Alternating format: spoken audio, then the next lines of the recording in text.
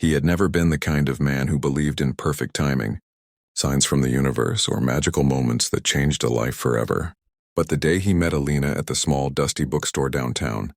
something shifted in him so quietly he almost didn't notice it. She was standing between the old romance section and the travel shelves, her hair tucked behind her ear, her fingers brushing the spine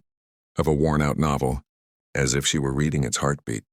And when she accidentally bumped into him and dropped the book, he remembered how his breath caught for no logical reason, how her shy smile made the air feel warmer, and how he walked out that day with her number saved in his phone and a feeling he had never felt before, a feeling that kept him awake that night, wondering what she might be doing, or if she even thought about him once. And so when he finally gathered the courage to ask her on a date, he didn't take her to the fancy cafe downtown or the new rooftop restaurant everyone was talking about. Instead, he took her to the cheapest, simplest diner in the city, Sonny's Grill, because it wasn't about impressing her with chandeliers or overpriced steak. It was about showing her the real him, the man who loved quiet places, good food, and conversations that didn't require pretending.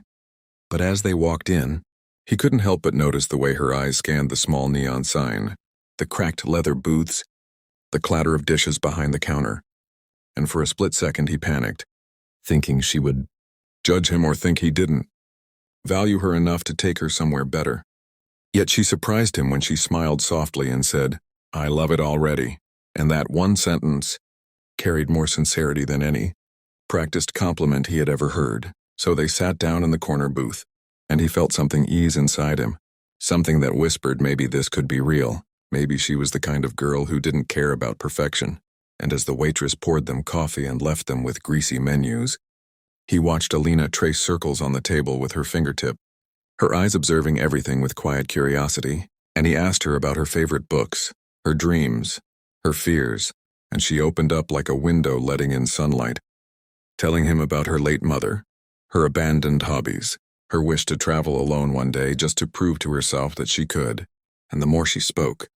the more he realized that he wasn't listening to a stranger but to someone he somehow already cared about, which terrified him,